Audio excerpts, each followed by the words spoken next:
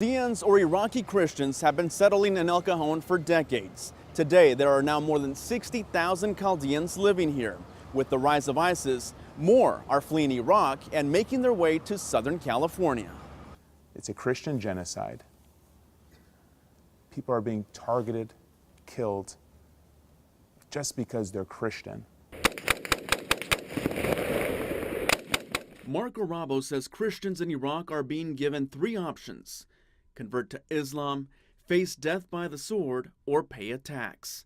That's why he says he founded the Minority Humanitarian Foundation, a nonprofit that supports Chaldeans and other persecuted religious minorities. The first-generation Iraqi American also runs a modern-day underground railroad that helps Iraqi refugees come to San Diego. We've been able to find them a safe zone in the region, in the area. We've built this underground railroad where we're extracting Christians one by one. We're trying to reunite their families throughout the world, whether it be in Australia, Sweden, Canada, America. Fadi Armi escaped from Iraq with his family on August 15, 2014. The 38-year-old says with Arabo's help, his family traveled from Turkey to Europe to Mexico City to Tijuana. Hermes and his family entered the U.S. at San Isidro on September 1st. Their request for asylum is still under review.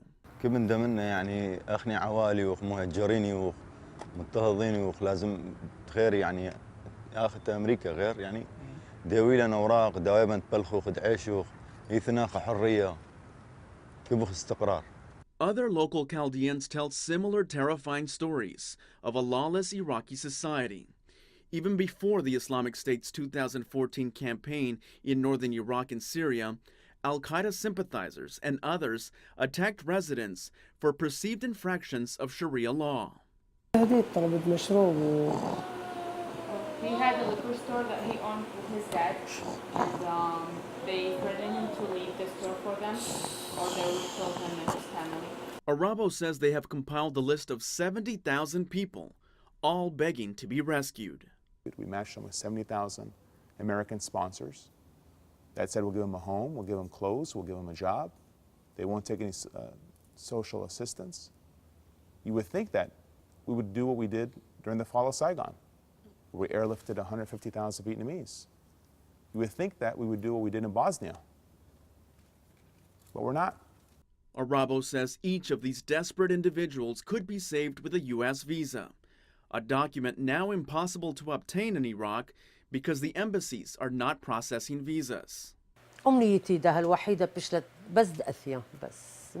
Through an interpreter, Sana Habriel says her sister's family faces daily harassment and threats.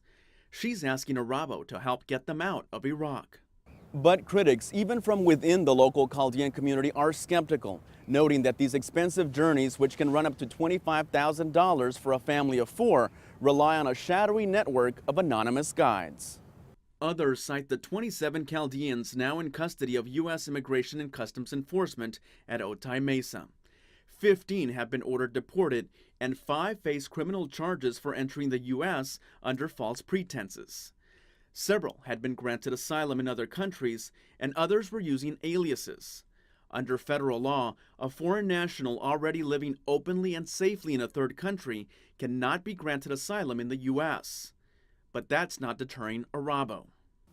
We have been very clear. If the president doesn't act, if Congress doesn't act, then we're going to act as a community. Arabo says he will continue to operate the underground railroad that makes its way through Mexico and across the U.S. border until the U.S. government can do more to help the tens of thousands of people waiting to be rescued. With photojournalist Alejandro Tamayo, I'm Luis Cruz reporting for the San Diego Union Tribune.